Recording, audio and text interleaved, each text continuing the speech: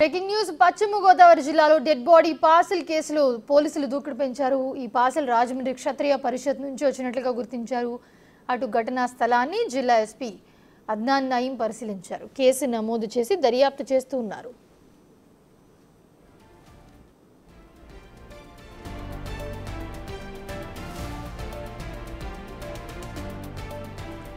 పశ్చిమ గోదావరి జిల్లా ఉండి మండలం ఎండగండిలో సాగిరాజు తులసి అనే మహిళ ఉంటుంది. ఆమెకు ప్రభుత్వం మంజూరు చేసిన ఇల్లు నిర్మాణంలో ఉంది. అయితే ఇంటి నిర్మాణానికి అవసరమైన వస్తువుల పార్సెల్స్ తరచూ వస్తూ ఉంటాయి. అక్కడికి గతంలో టైల్స్ పెయింట్ డబ్బాలు కూడా అలానే వచ్చాయి. నిన్న కరెంటు సామాన్ల పేరుతో ఆటోలో ఒక పార్సెల్ వచ్చింది. సామాన్లు ఓపెన్ చేసి చూద్దామనుకున్న మహిళకు ఊహించని షాక్ తగిలింది. డబ్బా ఓపెన్ చేయగానే కుళ్ళిన డెడ్ బాడీ దర్శనమిచ్చింది. అక్కడ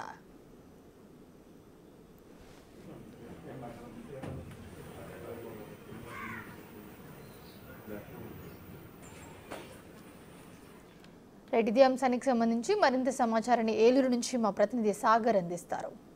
గోదావరి జిల్లాలో డెడ్ బాడీ పార్సిల్ కలకలం రేపుతుంది. ప్రస్తుతం మనం ఉండి నియోజకవర్గం ఎండగండి గ్రామంలో ఉన్నాం. ముదునూరి రంగరాజు ఇంటి వద్ద ఉన్నాం. ఇదే ఇంటికి నిన్న సాయంత్రం ఆటోలో ఒక పార్సల్ వచ్చింది. రంగరాజుకి ఇద్దరు కుమార్తెలు ఉన్నారు. పెద్ద కుమార్తె వాళ్ళు నిర్దోళ్ళు ఉంటారు. చిన్న కుమార్తె ఇక్కడే ఎండగండికి సంబంధించి జగనన్న కాలనీలో ఇల్లు కట్టుకుంటుంది. ఆమెకి ముందు 2 పార్సల్స్ వచ్చాయి. మనకు అందుతున్న సమాచారం ప్రకారం ఒక దాంట్లో పెయింట్లు టైల్స్ బాక్సులు ఉన్నాయి. రెండో దాంట్లో కూడా దానికి సంబంధించిన ఇంటి నిర్మాణానికి సంబంధించినవి ఉన్నాయి. కానీ 3వ పార్సల్లో మాత్రం ఒక డెడ్ బాడీ వచ్చింది. మీరు ఏదైతే చూస్తున్నారో ఈ ఈ ఈ మొత్తం ఆటోలో డెడ్ బాడీ దింపిన తర్వాత బాక్స్ని దింపిన తర్వాత తీసుకొచ్చి ఇదే షెడ్లో వాళ్ళు పెట్టడం జరిగింది. అయితే పార్సల్ తెచ్చిన వ్యక్తి ఆటో డ్రైవరు మాత్రం ఇందులో ఎలక్ట్రానిక్ పరికరాలు ఉన్నాయంటే ఎవరైతే ఈ రంగరాజు కుమార్తె ఉన్నారో తులసి, తను ఎలాగో ఇల్లు కట్టుకుంటుంది. ముందు 2 పార్సల్ వచ్చినాయి కాబట్టి 3వ పార్సల్ కూడా అక్కడ నుండి వచ్చి ఉంటుందని భావించింది. పార్సల్ ఓపెన్ చేసింది. పార్సల్ ఓపెన్ చేస్తే ఒక్కసారిగా షాక్కి గురైంది. ఎందుకంటే వచ్చినటువంటి డబ్బాలో ఒక మగ మృతదేహం ఉండటంతో ఆమె పూర్తిగా షాక్ గురైందని చెప్పుకోవచ్చు. పూర్తిగా కుళ్ళిపోయిన పరిస్థితిలో ఏం జరుగుతుందో కూడా అర్థం కాని పరిస్థితిలో ఆ మృతదేహాన్ని చూడగానే ఆమె కంగారు పడిపోయి చుట్టుపక్కల వారికి చెప్పింది. పోలీసులు కూడా సమాచారం అందించడం జరిగింది. మీరు చూస్తున్నారు ఆ బాక్స్ను కూడా.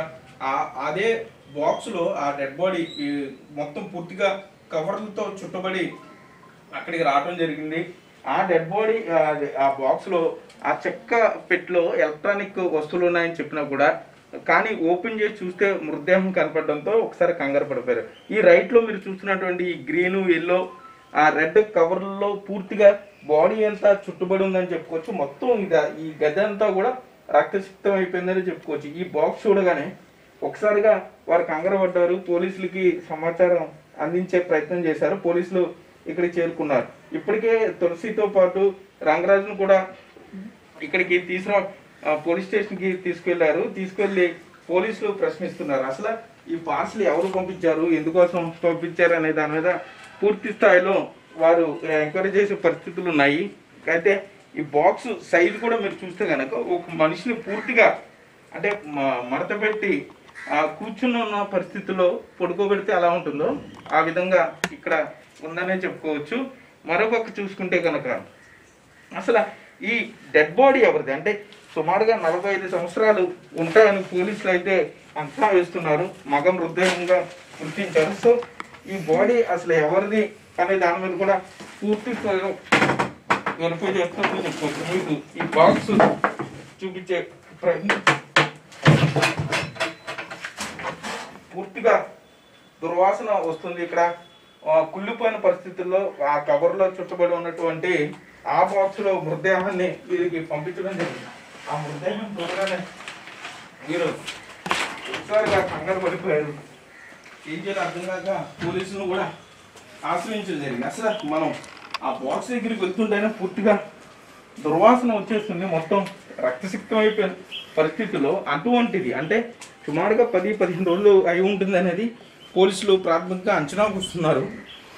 ఇంత దుర్వాసన వచ్చి ఇంత భయంకరంగా ఉంటే ఇంకా వాళ్ళు బాడీ చూసిన తర్వాత వాళ్ళ పరిస్థితి ఏముంటుందా ఉండేది కూడా అర్థం చేసుకోవచ్చు. సో పోలీసులు ఇప్పుడు ప్రస్తుతానికైతే ఈ రంగరాజుతో పాటుగా రంగరాజు కుమార్తెలను విచారిస్తున్నారు. వారికి సంబంధించి అంటే ఆస్తు గొడవలు కానీ లేకపోతే ఇంకా మరేదైనా వ్యవహారాలు ఉన్నాయా, ఈ బాడీ ఎవరిది, తీసుకొచ్చిన ఆటో ఎవరిది, ఆటో డ్రైవర్ ఎవరు, ఆ కొరియర్ యువకుడు వచ్చి ఎలక్ట్రానిక్ సామాను ఉన్నాయని చెప్పాడు కాబట్టి సో అతను ఎవరు అనే దాని మీద పూర్తి స్థాయిలో దర్యాప్తు చేస్తున్నారు. కాల్ రికార్డులు వెరిఫై చేస్తున్నారు. తులసికి సంబంధించి వారి భర్త కొంత దూరంగా ఉంటున్నారనేది మనకి అందుతున్న సమాచారం. సో కుటుంబ తగాదాలు ఏమైనా ఉన్నాయనే దాని మీద కూడా వెరిఫై చేస్తున్నారు.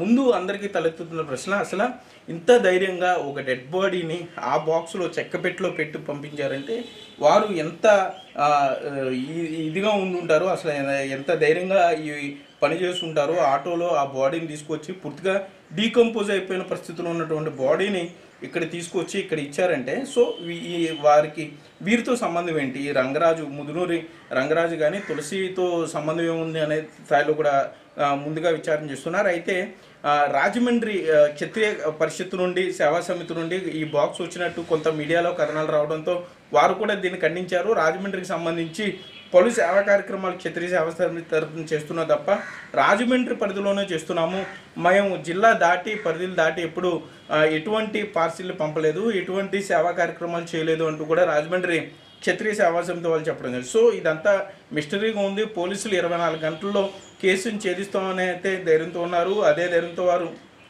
ఈ మరింత దూకుడుగా విచారణ అయితే చేస్తున్నారు. మొత్తం ఇందులో ముదునూరు రంగరాజుకి సంబంధించి కుటుంబ సభ్యులందరినీ ఇప్పటికే విచారణ చేస్తున్నారు. వారి పెద్దలు కూతురిని కూడా పిలిపించడం జరిగింది. చిన్న కూతురు తులసి ఎవరైతే బాక్స్ రిసీవ్ చేసుకున్నారో ఆమెను కూడా పోలీస్ స్టేషన్ తీసుకోవడం జరిగింది. పూర్తిస్థాయిలో విచారణ చేస్తున్నారు. ఇక్కడ దొరికినటువంటి మగ మృతదేహాన్ని భీమవరం మార్చురికి తరలించారు. మృతదేహాన్ని గుర్తించే పనిలో అయితే పోలీసులు ఉన్నారు. సో ఆటో డ్రైవర్ దొరికిన తర్వాత మొత్తం పూర్తి స్థాయిలో ఇది ఒక కొలిక్కి వచ్చే అవకాశం ఉంటుంది. సీసీ కెమెరాలు కూడా ఇక్కడ వెరిఫై చేస్తున్నారు పోలీసులు. సీసీ కెమెరా ట్రాక్ తీసిన తర్వాత ఆటో డ్రైవర్ ఎక్కడ ఈ పార్సిల్ రిసీవ్ చేసుకున్నాడు, పికప్ చేసుకున్నాడు అనే దాని మీద, ఎవరు అతనికి డబ్బులు ఇచ్చారు అనే దాని మీద కూడా పూర్తి స్థాయిలో ఎంక్వైరీ. సో ఈ చిక్కుమల్లని విడిపోతే ఈ కేసు పూర్తి స్థాయిలో పూర్తి చేసే అవకాశం ఉంటుంది. కాబట్టి ఇప్పటికే సగం పురోగతిలో ఉన్నాము. ఆటో డ్రైవర్ దొరికిన తర్వాత మరింత పురోగతి వచ్చే అవకాశం ఉంటుంది. చిన్నల్లుడు కూడా కొంత కాంటాక్ట్లోకి రాని పరిస్థితుల్లో రంగరాజు చిన్నల్లుడు కూడా కాంటాక్ట్లోకి వస్తే పూర్తి స్థాయిలో మిస్టరీ వీడే అవకాశం ఉంటుందని కూడా పోలీసులు చెప్పే పరిస్థితి.